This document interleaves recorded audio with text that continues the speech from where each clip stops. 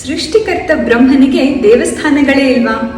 ಬೆರಳೆಣಿಕೆ ಎಷ್ಟಿವೆ. ಅದರಲ್ಲಿ ಪ್ರಮುಖವಾಗಿರೋ ರಾಜಸ್ಥಾನದ ಪುಷ್ಕರದಲ್ಲಿರೋ ಬ್ರಹ್ಮ ಮಂದಿರದ ಬಗ್ಗೆ ಇವತ್ತು ತಿಳ್ಕೊಳ್ಳೋಣ.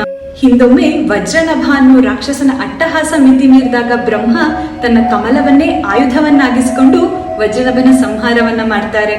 ಈ ಸಮಯದಲ್ಲಿ ಕಮಲದ 3 ದಳಗಳು ಭೂಮಿಯ ಮೇಲೆ ಬೀಳತ್ತೆ. ಹೀಗ್ ಬಿದ್ದ ಆ ದಳಗಳು ಆದಿ ಪುಷ್ಕರ, ಮಧ್ಯ ಪುಷ್ಕರ, ಕನಿಷ್ಠ ಪುಷ್ಕರ ಅನ್ನೋ ಕೊಳಗಳಾಗತ್ತೆ.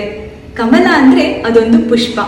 ಬ್ರಹ್ಮನ ಕರಗಳಿಂದ ಇದು ಬಿದ್ದುದ್ರಿಂದ ಪುಷ್ಕರ ಅನ್ನೋ ಹೆಸರು ಈ ಸ್ಥಳಕ್ಕೆ ಬರುತ್ತೆ. ಬ್ರಹ್ಮ ಆದಿ ಪುಷ್ಕರದಲ್ಲಿ ಯಜ್ಞವೊಂದನ್ನ ಮಾಡ್ಬೇಕು ಅಂತ ನಿಶ್ಚಯ ಮಾಡ್ತಾರೆ. ಸಂಗಾತಿಯ ಜೊತೆಗೆ ಮಾಡಿದ ಯಜ್ಞ ಮಾತ್ರ ಸಂಪೂರ್ಣವಾಗೋದು. ಎಷ್ಟೇ ಹೊತ್ತು ಕಾದ್ರೂ ಸಾವಿತ್ರಿ ಅಂದ್ರೆ ಸರಸ್ವತಿ ಅಲ್ಲಿಗೆ ಬರ್ದೇ ಇದ್ದಾಗ ಬ್ರಹ್ಮ ಅಲ್ಲೇ ಇದ್ದ ಗಾಯತ್ರಿ ಅನ್ನೋ ಕನ್ಯೆಯನ್ನ ವಿವಾಹವಾಗಿ ಯಜ್ಞವನ್ನ ಮಾಡ್ತಾರೆ. ತಡವಾಗಿ ಅಲ್ಲಿಗೆ ಬಂದ ಸಾವಿತ್ರಿ ಇದನ್ನ ನೋಡಿ ತುಂಬಾ ಕೋಪದಿಂದ ಬ್ರಹ್ಮನಿಗೆ ಇನ್ಯಾವತ್ತೂ ನಿನಗೆ ಪೂಜೆನೇ ಸಲ್ಲದೆ ಇರೋ ಹಾಗಾಗ್ಲಿ ಅಂತ ಶಾಪ ಕೊಟ್ಬಿಡ್ತಾರೆ.